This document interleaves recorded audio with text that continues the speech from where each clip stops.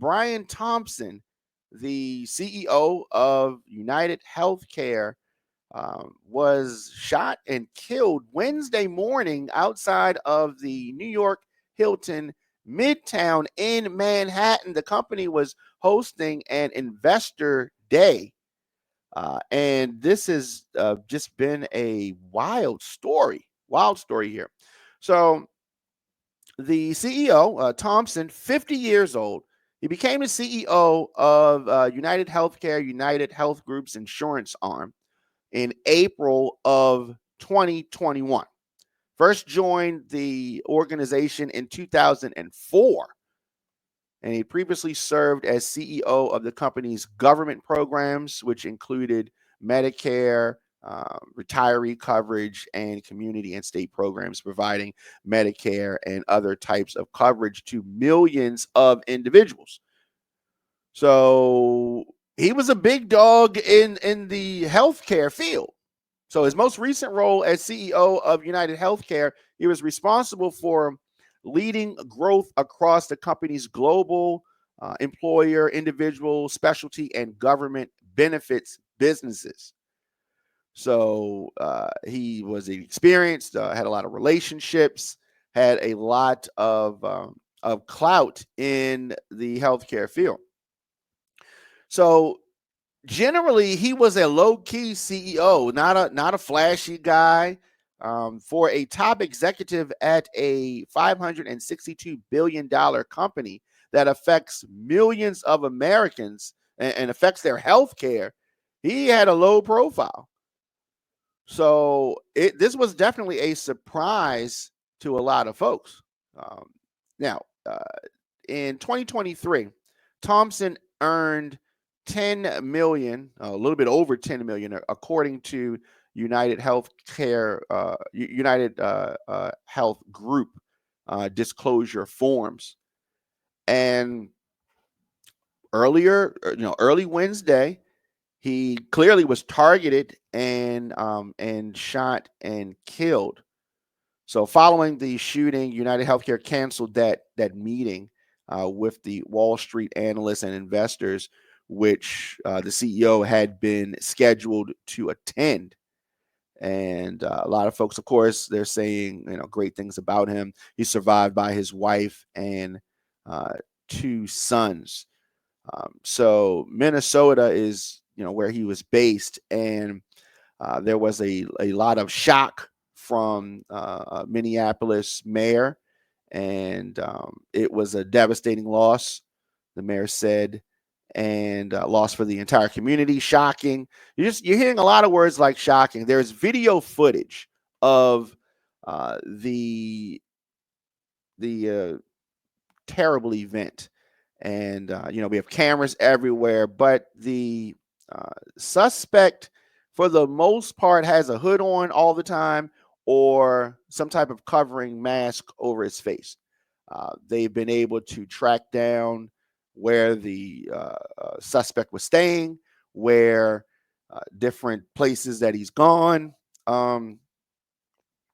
So he's still at large.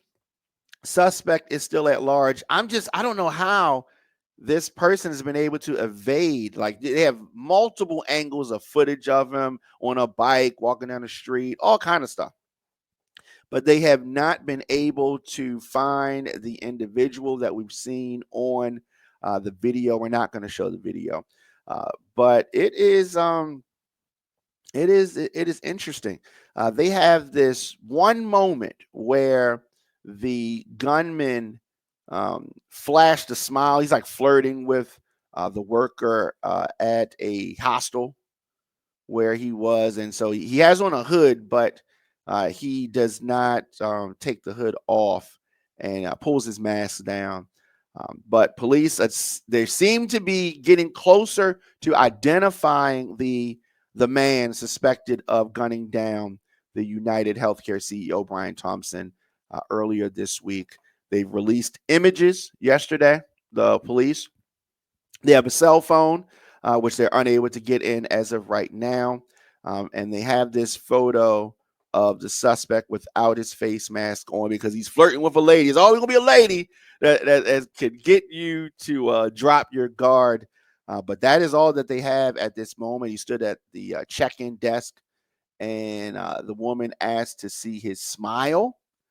The suspected shooter obliged, pulls down his mask, flashes this big smile, and that is all that they have of the guy. Interesting. So we're going to talk more about this tonight, 6 p.m. But detectives were canvassing other hostels in the area, trying to find the guy or people that have seen the individual who is on police and FBI radars. It is interesting. So this guy was dedicated. He was focused. I don't know, the steps that he took and the discipline to just keep a hood and the mask on at any time that he's photographed on all these city cameras is that is something different. But it was a targeted attack, and bullet casings found at the scene had the words "deny, defend, and depose" written on them. Deny, defend, depose written on them. Motives still unknown. We don't know why this happened. We don't know why the individual killed the CEO. It is something. I don't know. I don't know what is going on. And let's see what else. Val Jenkins. Okay, shout out to Val. Val said that Lawrence Williams for Senate, State Senate, District 10. You need to contact Diamond K on his powerful show. Thank you, Val. Absolutely, yes.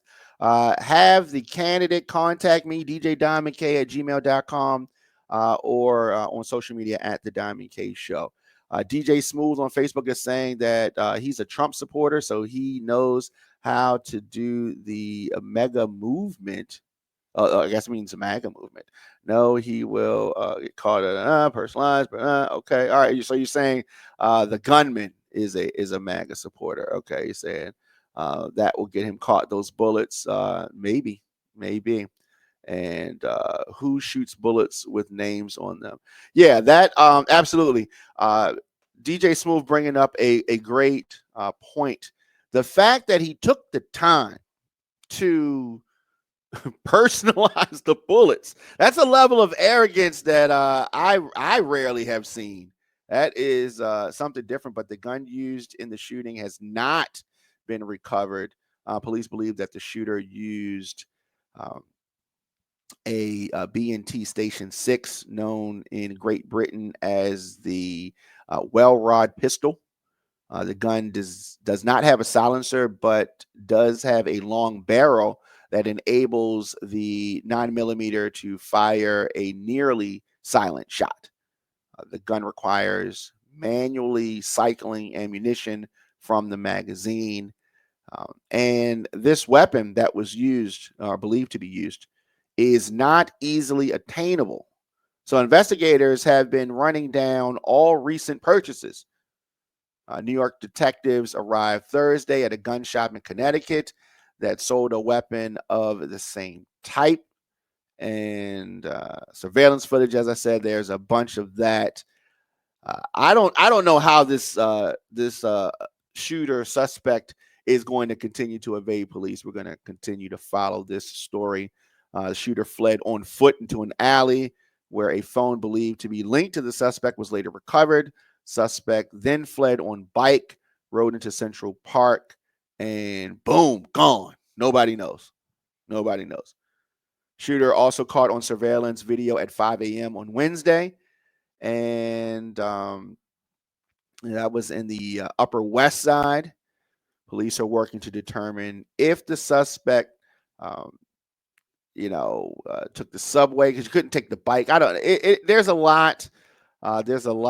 And this was planned out. This was not a random act. There are too many things that the suspect did that shows that this was planned. Police have urged any public uh, folk with information to call Crime Stoppers 1-800-577-TIPS if they have any information.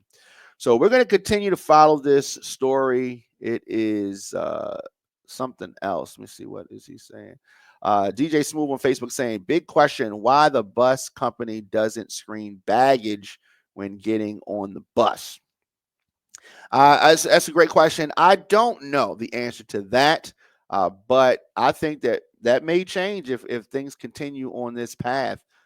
Smooth continuing on Facebook saying that I thought all forms of transportation, meaning planes, bus, trains, should be screened like the TSA does. Well, I don't think that there's been any mass casualty event where the assailant or suspect was on a bus.